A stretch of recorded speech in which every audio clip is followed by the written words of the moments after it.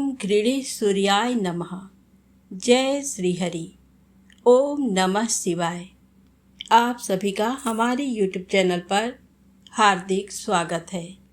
आज हम सुनेंगे आंकड़े की पूजा के समय सुनी जाने वाली पौराणिक कथा।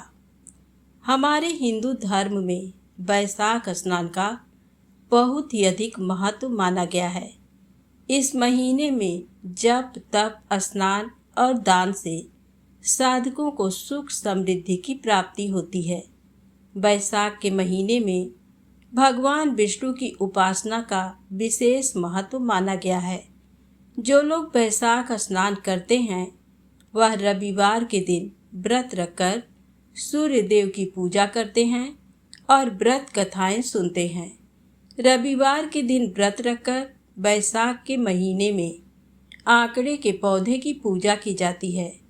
तो आज वैशाख मास का रविवार है। जो भी विष्णु भक्त वैशाख स्नान करते हैं वह रविवार के दिन आंकड़े के पौधे की पूजा करके इस कथा को अवश्य सुने। कथा शुरू करने से पहले आपसे विनम्र निवेदन है, कृपया कथा अच्छी लगे तो लाइक अवश्य करें, चैनल को सब्सक्राइब करें, कमेंट्स में श्री हरि विष्णु भगवान की जय अवश्य लिखें।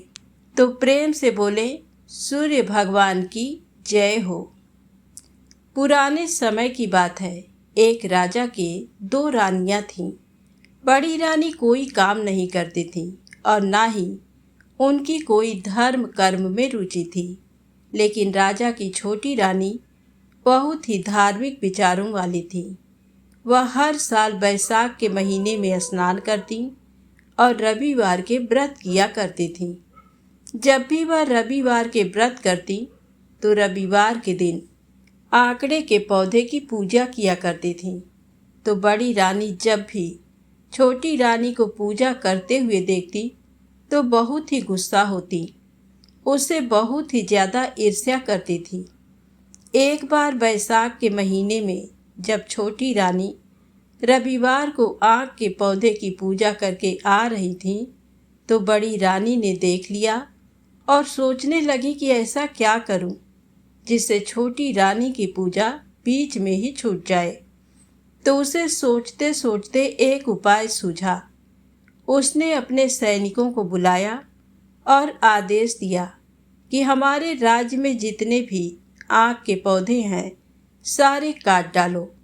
तो सैनिकों ने रानी के कहे अनुसार राज्य से सारे एक एक करके आक के पौधे काट डाले।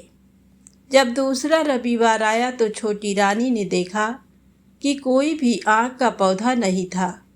वह पूजा का सामान लेकर जंगल में चली गई।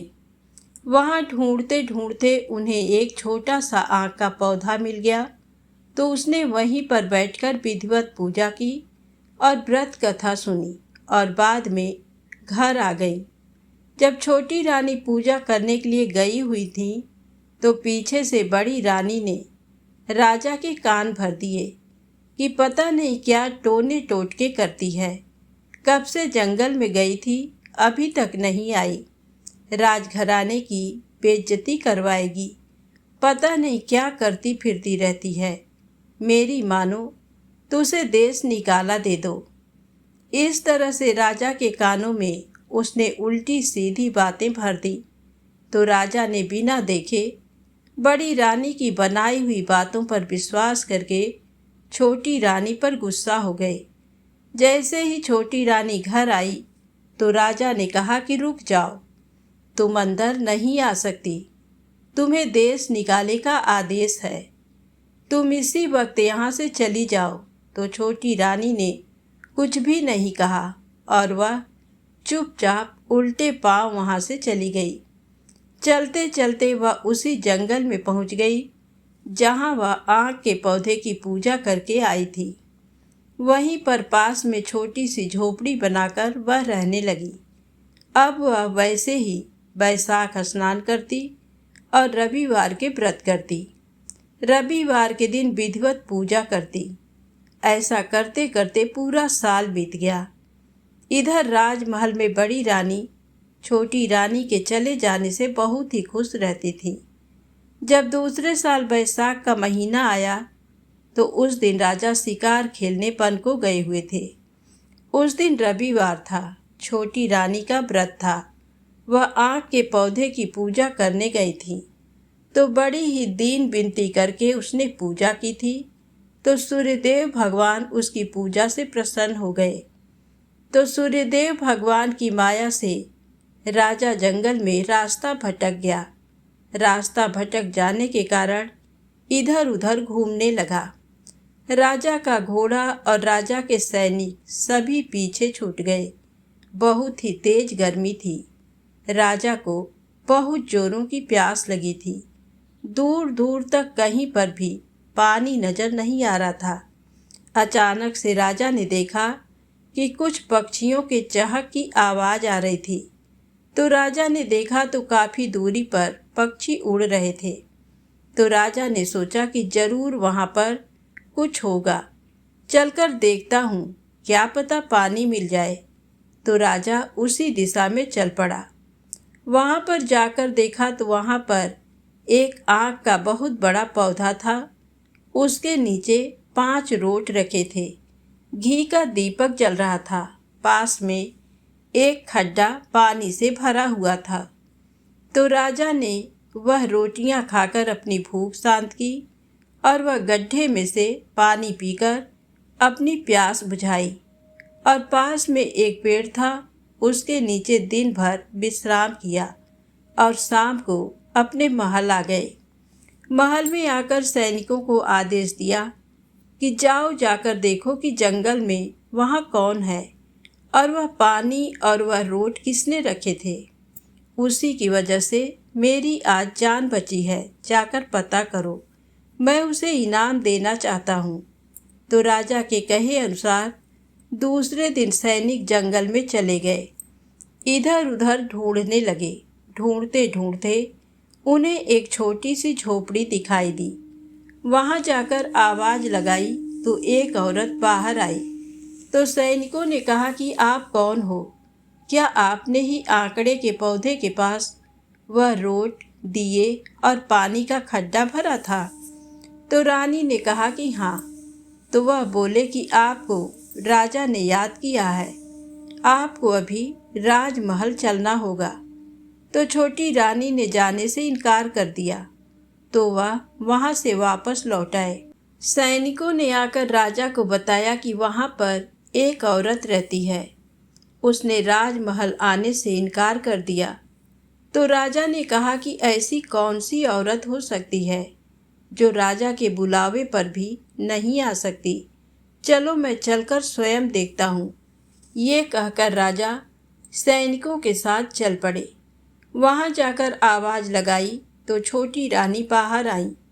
तो राजा ने उन्हें देखते ही पहचान लिया और सारी बातें उसे याद आ गई। राजा ने हाथ जोड़ते हुए छोटी रानी से कहा कि मेरी गलती हो गई, मुझे माफ़ कर दो। आपकी पूजा पाठ की वजह से ही आज मेरी जान बच पाई है। मैं चाहता हूँ कि आप मेरे साथ महल में चलो। तो छोटी रानी ने मन ही मन सूर्यदेव को प्रणाम किया और राजा के साथ चल पड़ी। राजा ने खूब आदर सत्कार और गाजे बाजे के साथ छोटी रानी को राजमहल में फिर से प्रवेश दिलाया और सुहाग दिया। बड़ी रानी को दंडित किया और देश से निकाल दिया। इस तरह छोटी रानी ने रविवार के व्रत करने से अपने खोए हुए सम्मान को वापस पा लिया। हे सूर्यदेव भगवान, जैसा फल छोटी रानी को दिया वैसा सभी को देना। कहानी कहने वाले, कहानी सुनने वाले और हुंकारा भरने वाले को देना। तो प्रेम से बोले सूर्यदेव भगवान की जय हो। अब आइए सुने रविवार व्रत की दूसरी पौराणिक कथा। प्राचीन काल में एक बुढ़िया माई रहती थी। वह नियमित रूप से रविवार का व्रत करती थी।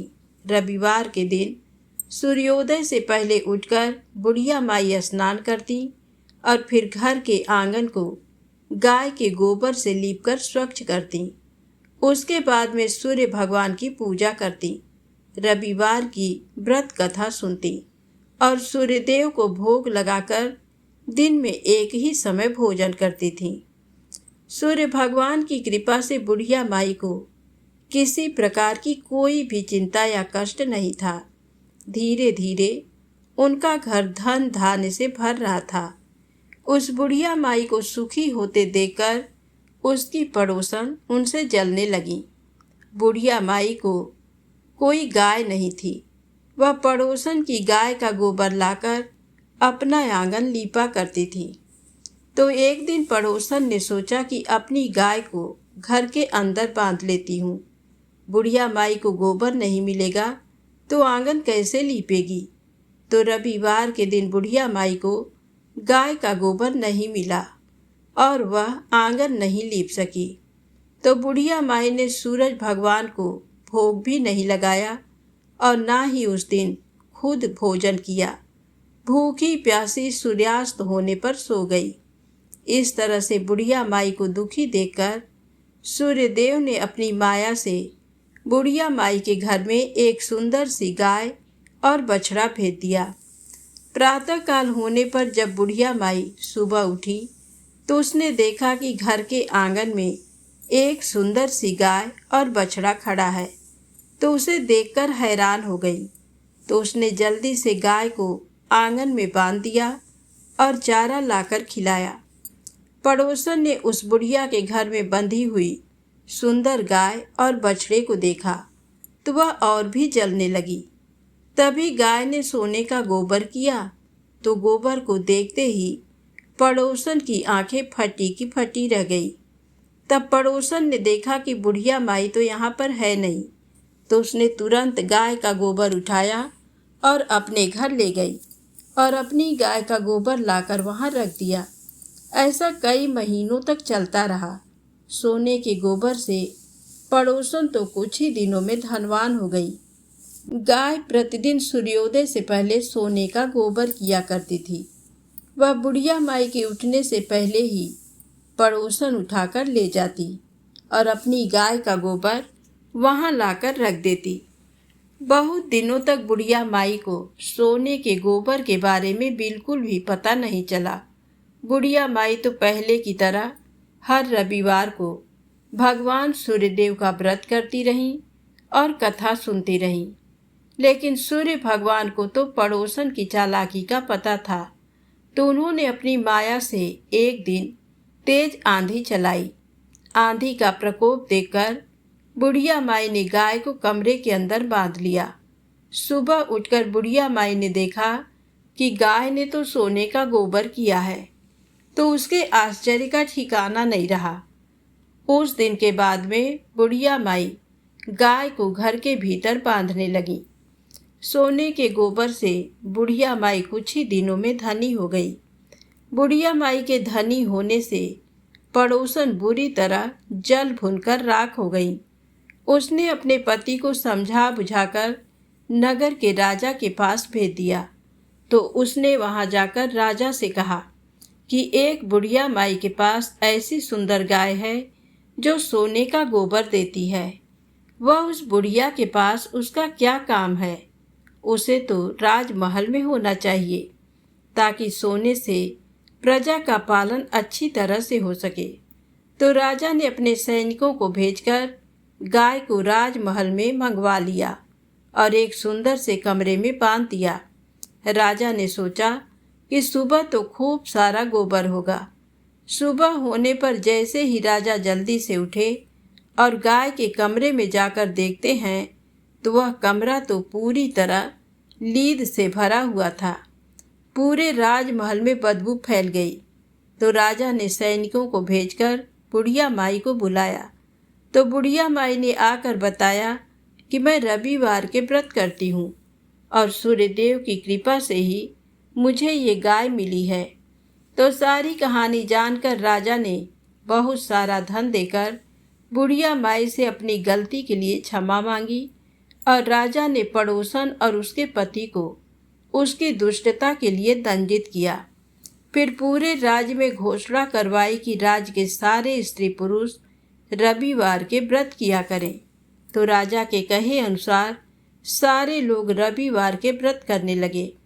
तो रविवार व्रत करने से सभी लोगों के घर धन धान्य से भर गए। पूरे राज्य में चारों ओर खुशहाली छा गई। सारे स्त्री पुरुष सुखी जीवन यापन करने लगे तथा सभी लोगों के शारीरिक और मानसिक कष्ट दूर हो गए। तो प्रेम से बोले सूर्य भगवान की जय हो। अब आइए सुने गणेश जी की पौराणिक कथा। एक बुढ़िया माई थी। वह बहुत ही गरीब और आंखों से अंधी थी। उनका एक बेटा और बहू थे। उस बुढ़िया माई का रोजाना का नियम था कि वह सदैव गणेश जी की पूजा किया करती थी। ऐसा करते करते सालों बीत गए। एक दिन गणेश जी ने उसकी तपस्या से प्रसन्न होकर प्रकट होकर कहा कि बुढ़िया माई, मैं तेरी पूजा से बहुत ही खुश हूँ। आज जो तू मांगना चाहती है मांग ले। तो बुढ़िया माई बोली कि भगवान, मुझे तो कुछ मांगना ही नहीं आता, कैसे मांगूं और क्या मांगूं। तो गणेश जी बोले कि चलो घर जाओ और अपने बेटे बहू से पूछ कर कल आ जाना, फिर जो तुम चाहो मांग लेना। तो बुढ़िया माई ने कहा कि ठीक है महाराज, कल मैं अपने बेटे बहू से पूछकर फिर आऊंगी। तो ऐसा कहकर बुढ़िया अपने घर चली गई। घर जाकर अपने बेटे से बोली कि बेटा, गणेश जी महाराज तो मेरी पूजा से बहुत ही प्रसन्न हैं। उन्होंने आज मुझे दर्शन देकर कहा कि बुढ़िया माई, जो कुछ मांगना चाहती है मांग ले।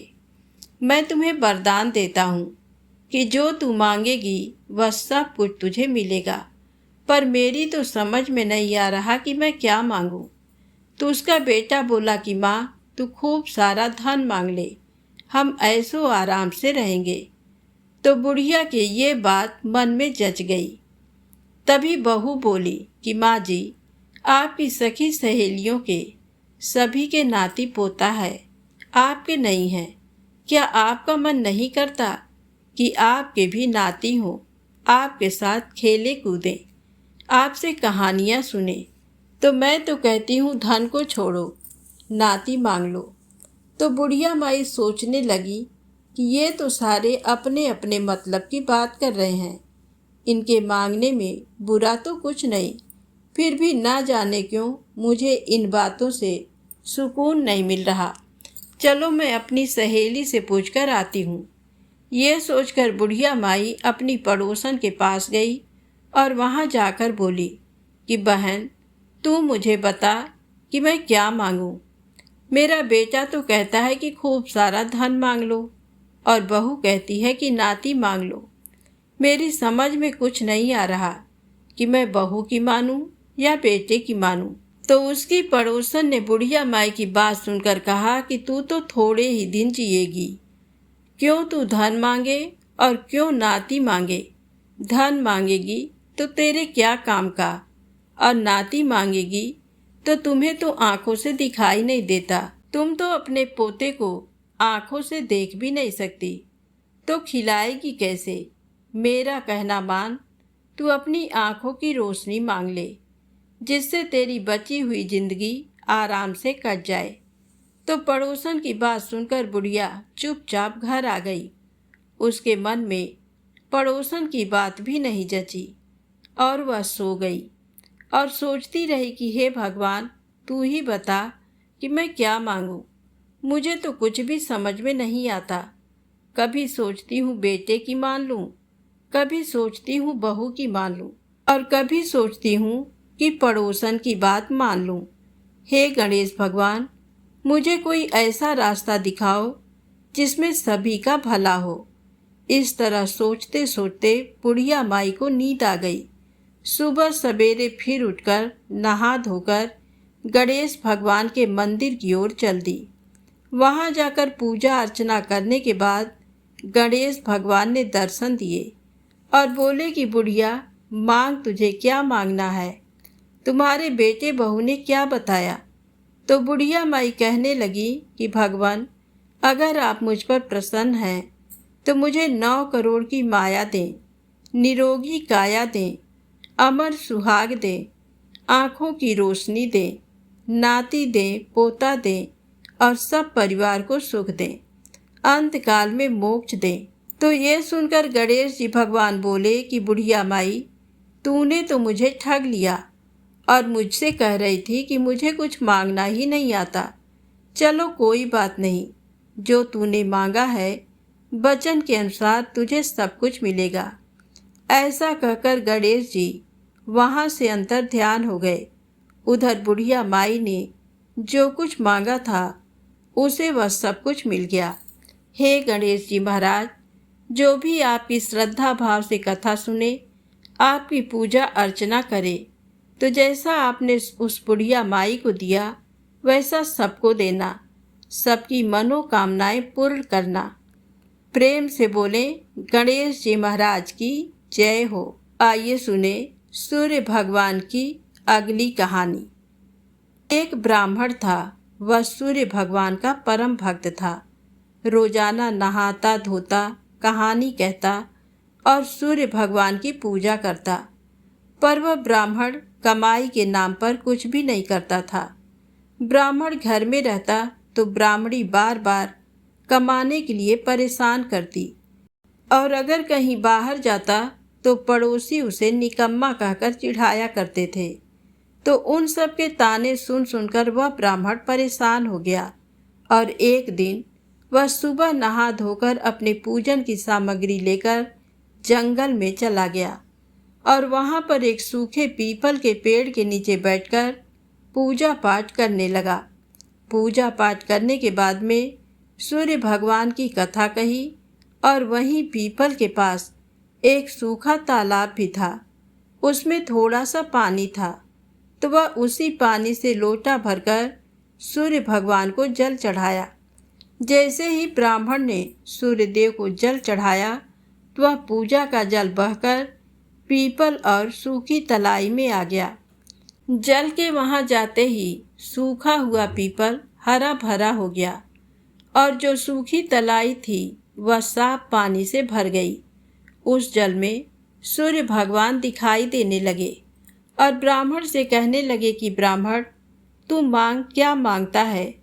तो ब्राह्मण ने ये सुना तो वह तो डर गया और सोचने लगा कि पीपल में लगता है कोई भूत रहता है। रोज जब वह पूजा करता तो उसे वही आवाज़ आती। तो सुन सुनकर चिंता के कारण वह ब्राह्मण तो बिल्कुल ही दुबला पतला हो गया।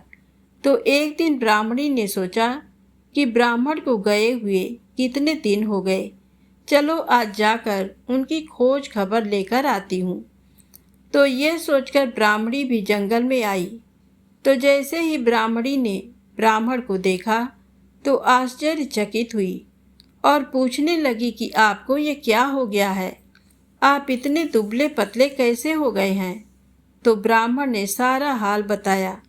तो ब्राह्मणी ने ब्राह्मण की सारी बात सुनकर कहा कि आपके जल चढ़ाने के बाद में ये आवाज़ आती है, तो मुझे तो लगता है कि सूर्य भगवान स्वयं आते हैं। कल अगर आपको फिर से वही आवाज़ सुनाई दे तो सब कुछ मांग लेना। तो ब्राह्मण ने कहा कि कैसे मांगूं, मुझे तो कुछ मांगना ही नहीं आता। ज़्यादा कुछ कहना होगा तो मैं तो भूल जाऊंगा। तुम मुझे कोई ऐसी तरकीब बताओ जिसे कम शब्दों में ज़्यादा मिल जाए। तो ब्राह्मणी कहने लगी कि तुम इस प्रकार से कहना कि 9 खंडे के महल के अंदर सोने के पालने में पड़ पोते को दास दासियों द्वारा खिलाते अपनी आँखों से देखूं। इस प्रकार लंबी उम्र, महल, बेटे, पड़पोते, बहुएं, धन दौलत सब कुछ मिल जाएगा। तो ब्राह्मण सुनकर कहने लगा कि मुझे तो समझ में नहीं आया। तो ब्राह्मणी कहने लगी कि धन होगा तभी तो सोने का पालना, दास दासियां होंगे। आंखें घुटने ठीक हो गए तो ही अपने पड़पोते को सोने के पालने में झूला झूला सकेंगे और देख सकेंगे। बेटे और बहू होंगे तो ही पड़पोते के दर्शन होंगे। तो ये सुनकर ब्राह्मण ने कहा कि हाँ ठीक है, अब मुझे सब कुछ समझ में आ गया। दूसरे दिन जैसे ही ब्राह्मण ने स्नान करके पूजा पाठ करके सूर्य देवता को अर्घ्य दिया तो आवाज़ आई, ब्राह्मण ने वैसा ही कहा जैसा ब्राह्मणी ने समझाया था। तो सूरज भगवान ने कहा कि देखने में तो भोला लगता है, फिर भी एक बार में सब कुछ मांग लिया। फिर भी तुमने जो मांगा है वह तुम्हें अवश्य मिलेगा। जा, तेरी हर इच्छा पूरी होगी। तो ब्राह्मण इस तरह का आशीर्वाद पाकर खुशी खुशी घर की तरफ चल पड़ा। घर आया तो देखा कि टूटी फूटी झोपड़ी की जगह एक नौखंडा महल खड़ा था। दास दासी आ जा रहे थे। तो ब्राह्मण ने कहा कि यहाँ पर मेरी झोपड़ी थी और एक बूढ़ी ब्राह्मणी थी, वह कहाँ गई? उसी समय महल से एक सुंदर औरत गहनों से और सुंदर कपड़ों से सजी हुई बाहर निकलती है और ब्राह्मण से कहती है कि आ जाओ स्वामी, ये अपना ही घर है। सूर्य भगवान ने तुम्हारी सारी मनोकामना पूर्ण कर दी है। तो ब्राह्मण ने कहा कि हम इतने धन का क्या करेंगे? तो ब्राह्मणी ने कहा कि धन से क्या नहीं होता, दान पुण्य करेंगे, यज्ञ करेंगे, होम करेंगे, भूखों को भोजन करवाएंगे, प्याऊ लगवाएंगे, धर्मशाला बनवाएं।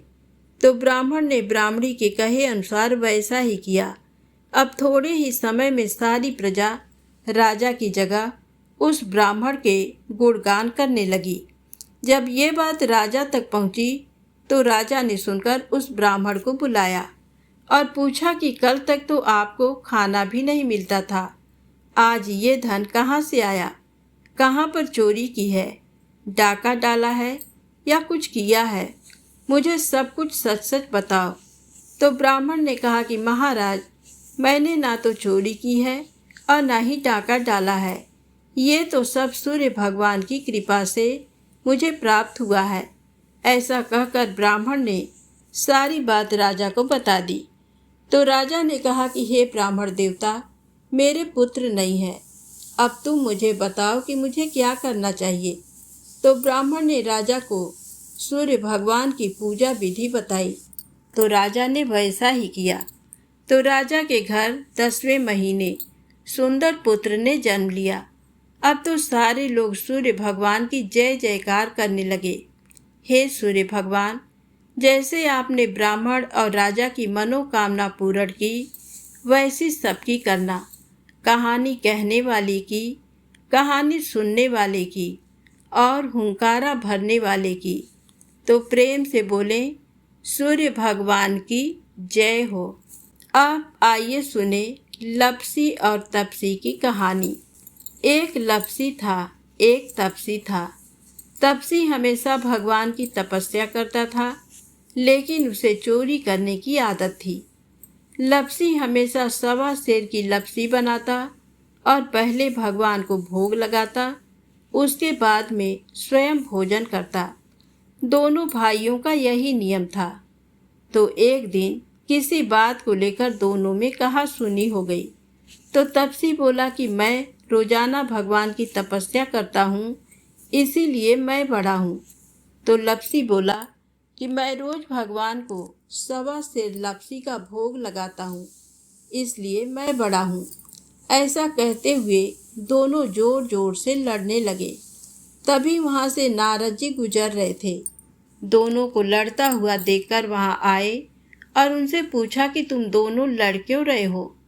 तो दोनों ने अपने आप को बड़ा बताया और साथ में बड़ा होने का कारण भी बताया।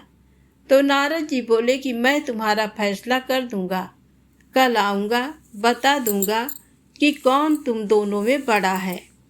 दूसरे दिन लपसी और तपसी नहाकर अपनी रोज की भक्ति करने आए। तो नारद जी ने छुपकर 1.25 करोड़ की एक एक अंगूठी उन दोनों के आगे रख दी। जैसे ही भक्ति करते हुए तपसी की नज़र उस अंगूठी पर पड़ी तो उसने चुपचाप से उठाई और अपने पैर के नीचे दबा ली। लपसी की नज़र अंगूठी पर पड़ी, लेकिन उसने ध्यान नहीं दिया। उसने पहले भगवान को भोग लगाया और फिर स्वयं भोजन करने के लिए बैठ गया। थोड़ी देर बाद नारद जी सामने आए तो दोनों ने पूछा कि अब बताओ हम में से कौन बड़ा है। तो नारद जी ने तपसी से खड़ा होने के लिए कहा तो वह खड़ा हुआ। तो उसके पैर के नीचे दबी हुई अंगूठी दिखाई दी। तो नारद जी ने तपसी से कहा, तपस्या तो तुम करते हो, इतनी तपस्या करने के बाद भी तुम्हारी चोरी करने की आदत नहीं गई। ये अंगूठी मैंने ही तुम दोनों के आगे रखी थी। मैं ये देखना चाहता था कि तुम दोनों में से किसके मन में लालच है। तो तूने तो अंगूठी दिखाई पड़ते ही झट से अपने पैर के नीचे दबा ली। लेकिन लपसी का ध्यान अंगूठी पर जाने के बाद भी लपसी ने अंगूठी को नहीं उठाया और ना ही ध्यान किया। उसने सिर्फ अपने भगवान जी में ही ध्यान रखा, उन्हें भोग लगाया और बाद में स्वयं भोजन करने लगा। इसीलिए लपसी बड़ा है और तुम्हें तुम्हारी तपस्या का कोई भी फल नहीं मिलने वाला। जितनी चाहे मर्जी तुम तपस्या कर लो, तुम्हें इसका कोई भी फल नहीं मिलेगा। तो तपसी को यह सुनकर बहुत ही दुख हुआ और वह शर्मिंदा होकर नारद जी से माफ़ी मांगने लगा और कहने लगा कि आज तक की मेरी गलती माफ़ करो और मुझे बताओ कि मुझे मेरी तपस्या का फल कैसे मिलेगा। तो नारद जी ने कहा कि यदि कोई गाय और कुत्ते की रोटी नहीं बनाएगा तो उसका फल तुझे मिलेगा। यदि कोई आदमी ब्राह्मण को भोजन करवाकर उसे दक्षिणा नहीं देगा तो उसका फल भी तुझे ही मिलेगा। अगर किसी को सूट, ब्लाउज, साड़ी अगर हम देते हैं, उसके ऊपर अगर भेंट स्वरूप कुछ रुपए नहीं देंगे तो उसका फल भी तुझे ही मिलेगा। अगर कोई व्यक्ति दिए से दिया जलाए तो उसका फल भी तुझे ही मिलेगा। अगर कोई औरत आंगन लीप कर चौका नहीं लीपेगी तो उसका फल भी तुझे ही मिलेगा। यदि कोई व्रत कथा में सारी कहानी सुन ले लेकिन तुम्हारी कहानी ना सुने तो उसका फल भी तुझे ही मिलेगा। उसी दिन से हर व्रत कथा और कहानी के साथ लपसी और तपसी की कहानी कही और सुनी जाती है। तो प्रेम से बोले सूर्यदेव भगवान की जय हो। यदि आपको ये कथाएं अच्छी लगे तो कृपया लाइक अवश्य करें, चैनल को सब्सक्राइब करें, ज़्यादा से ज़्यादा शेयर करें। जय माता दी, जय भोलेनाथ।